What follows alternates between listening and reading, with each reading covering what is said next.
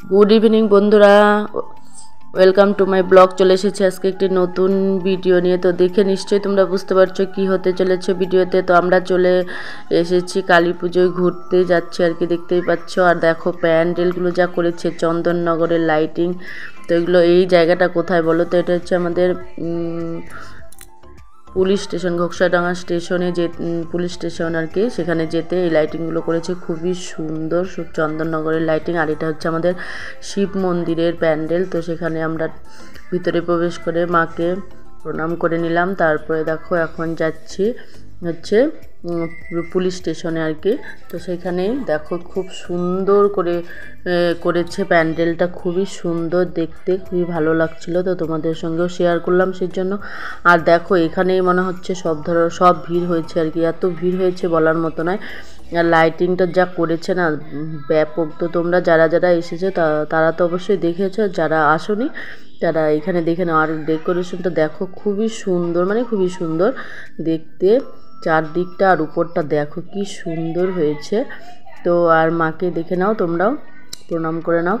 দেখতেই পাচ্ছ খুবই সুন্দর প্রতিমা। তারপরে চলে গেলাম আমাদের সবজি বাজারের ওইদিকে।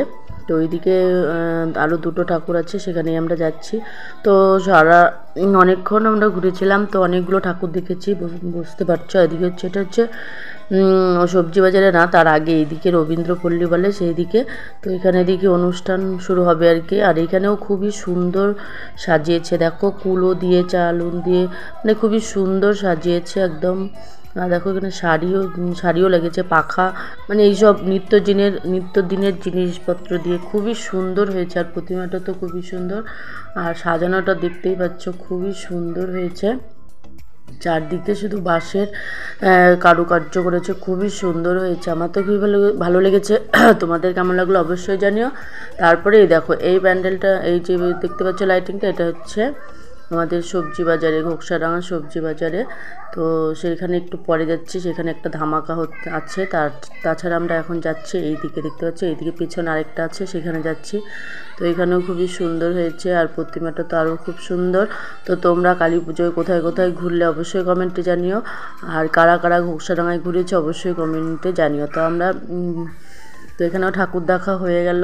তো বাইরে আমরা যাইনি। তারপরে এসে পড়েছি এখানে ভূত বাংলোতে ভূত টুত দেখা হয়ে গেছে। আর এখানে দেখি মিকি মাউস এসেছে, তো নাচ করছে, সেটাই দেখলাম। দেখে তারপর আমাদের খাওয়া দাওয়া হয়ে গেছে। তারপরে এইদিকে দেখো হঠাৎ সঙ্গে এসেছে আর কি। তো এখানে খুবই সুন্দর করেছে একদম। এটা তো খুবই একদম গ্রাম বাংলার পরিবেশ আর কি বলতে পারো। খড় দিয়ে, বাঁশ দিয়ে খুবই সুন্দর। দেখো ব্যাঙের ছাতা দিয়ে মানে প্যান্ডেলটা করেছে।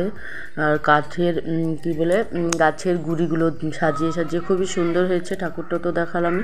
তো এদিকে আমরা কতগুলো ফটোশ্যুটও করে নিলাম। তো তোমাদের কেমন লাগলো অবশ্যই জানিও। ভালো লাগলে অবশ্যই লাইক কমেন্ট শেয়ার করে